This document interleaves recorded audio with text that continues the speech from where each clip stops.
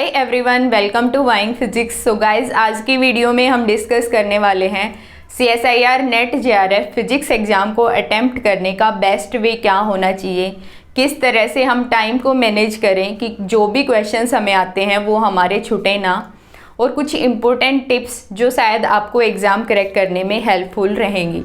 तो सबसे पहले तो आपको एग्ज़ाम पैटर्न का तो पता ही होगा। तो एग्ज़ाम अटेम्प्ट करने के लिए मेरे अकॉर्डिंग बेस्ट वे क्या है कि सबसे पहले आपको C सेक्शन को अटेम्प्ट करना चाहिए, क्योंकि C सेक्शन जो है अपना वो सबसे ज़्यादा स्कोरिंग सेक्शन है।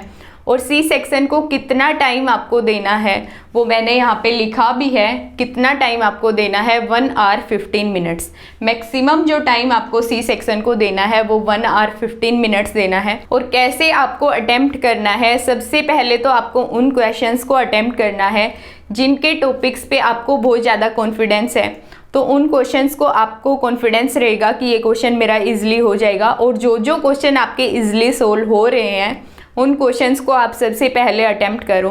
सबसे पहली जो मेन इम्पोर्टेंट बात है ध्यान रखने की, वो ये है कि आपको स्टेटमेंट जो क्वेश्चन में गिवन है वो आपको बहुत ध्यान से पढ़नी है। फिर जैसे ही आप क्वेश्चन अटेम्प्ट कर रहे हो और उसका आंसर आपका निकल गया और ऑप्शन भी मैच हो गया, तो उसको भी टिक करने से पहले एक बार आप देख लो कि कहीं आपने कोई मिस्टेक तो नहीं करी है, उसके बाद ही आप आंसर टिक करो। फिर कुछ क्वेश्चन आपके ऐसे भी होंगे जिनमें आप कहीं पे अटक गए हो, या फिर लग रहा है कि अभी कॉन्सेप्ट ध्यान नहीं आ रहा, थोड़ा सा माइंड में है थोड़ा सा नहीं है, इस टाइप के अगर क्वेश्चन आपके आते हैं तो उनको आप वहीं पे छोड़ दो और मार्क फॉर रिव्यू कर दो।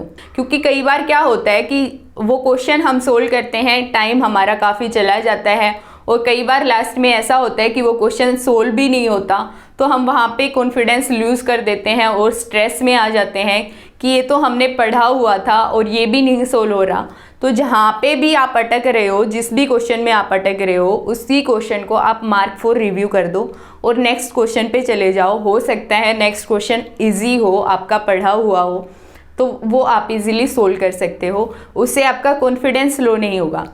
और कुछ क्वेश्चन आपके ऐसे हैं जिनको देख के ही आपको लग रहा है कि ये तो सोल्व होगा ही नहीं, तो उसको तो हमें स्किप कर देना है। और अगर इस पैटर्न पे आप क्वेश्चन सोल्व करते हो तो अपने 1 आवर 15 मिनट से पहले ही वो क्वेश्चन सोल्व हो जाएंगे। तो मैक्सिमम टाइम जो आपको देना है C सेक्शन के लिए वो 1 आवर 15 मिनट्स का देना है। उसके बाद आपको B सेक्शन पे चले जाना है। फिर B सेक्शन के क्वेश्चन सिमिलर पैटर्न में हमें सोल्व करने हैं कि जो क्वेश्चन अपना इजीली सोल्व हो रहा है उसको हम सबसे पहले अटेम्प्ट करें, जिसमें हम थोड़ा सा अटक रहे हैं उसको मार्क फॉर रिव्यू कर दें, और जो नहीं हो रहा उसको हम स्किप कर दें। तो ऐसे करके B सेक्शन को आपको 45 मिनट्स देनी है, मैक्सिमम 45 मिनट्स देनी है। और जितने क्वेश्चन आपके इजीली सोल्व हो जाएंगे, मुझे लगता है वो 45 मिनट से पहले ही हो जाएंगे, ये मैक्सिमम टाइम है आपका। उसके बाद आपको A सेक्शन पे जाना है, और A सेक्शन में आपको 15 क्वेश्चन अटेम्प्ट करने होते हैं, और वहाँ पे आपको टाइम लगाना है 20 to 25 मिनट्स। और मुझे लग रहा है कि इतने टाइम में आपके क्वेश्चन अटेम्प्ट हो जाएंगे A सेक्शन के। तो इस पैटर्न में आपको सोल्व करना है, और उसके बाद जो अपनी 40 मिनट्स लगभग बचती हैं, 40 या उससे ज़्यादा ही आपकी बचेंगी, तो हम मान के चल रहे हैं कि 35 to 40 मिनट्स जो आपकी बच रही हैं उनको आपको देखना है। फिर जो क्वेश्चन फॉर रिव्यू हमने छोड़ा था उन क्वेश्चंस को आपको फिर ट्राई करना है। तो गाइस, इंपॉर्टेंट बात यहाँ पे क्या है कि आपको मिस्टेक्स अवॉइड करना है, और मिस्टेक्स अवॉइड करने के लिए स्टेटमेंट को आप बहुत ध्यान से पढ़ो। क्वेश्चन जो भी आपने निकाला है उसको आप एक बार रिवाइज कर लो कि कहीं कोई मिस्टेक तो नहीं हमने करी है। और स्टेटमेंट ध्यान से पढ़ने का क्या मतलब है, कई बार इस टाइप के क्वेश्चन अपने आ जाते हैं जिसमें correct which of the following is correct और नॉट करेक्ट, या फिर नोट दैट टर्म, जो भी हमारी ऑप्शन में गिवन रहेगी, इस टाइप के क्वेश्चन आते हैं। और वो नोट वर्ड है ना, वो हमें ध्यान नहीं रहता, पूरी स्टेटमेंट हमें ध्यान रहती है। मेरा इस टाइप का क्वेश्चन गलत हुआ है इसलिए मैं आपको बता रही हूँ।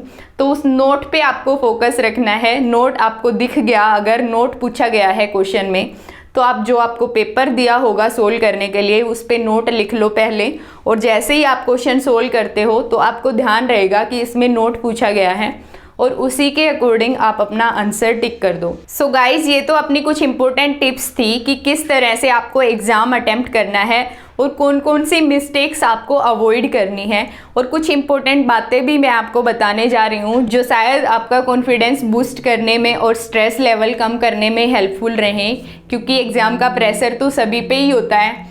तो क्या करना है आपको, क्योंकि आपका जो एग्ज़ाम है वो 15 फरवरी को है और वो सेकंड शिफ्ट में है, मतलब 2 बजे के आसपास आपका एग्ज़ाम रहेगा। तो आपको 14 फरवरी को क्या करना है, 14 फरवरी को जितने भी आपने शॉर्ट नोट्स तैयार किए होंगे उनको आपको रिवाइज़ करना है। जो रट्टा मारने वाली चीज़ है वो आपको 14 फरवरी को रिवाइज़ करनी है, और इस तरह से अपना शेड्यूल बनाओ कि शाम के 7 बजे तक आपका जितना भी रिवीजन है वो कंप्लीट हो जाए। उसके बाद मेरे अकॉर्डिंग तो आपको पढ़ाई बिल्कुल नहीं करनी चाहिए, क्योंकि अगर आप रात भर पढ़ाई करोगे अच्छे से सो नहीं पाओगे, वही चीज़ें आपके दिमाग में घूमती रहेंगी और फिर उससे बहुत ज़्यादा कन्फ्यूजन होगा और आपको कहीं ना कहीं ये लगेगा कि मुझे ध्यान नहीं आ रहा। तो आपको शाम को 7 बजे तक सिर्फ पढ़ाई करनी है, उसके बाद आपको पढ़ाई रोक देनी है। जितना कर लिया उतने से ही आपका होने वाला है। अगर उसके बाद भी आप करते हो तो वो सिर्फ आपको डिमोटिवेट और कंफ्यूज ही करेगा।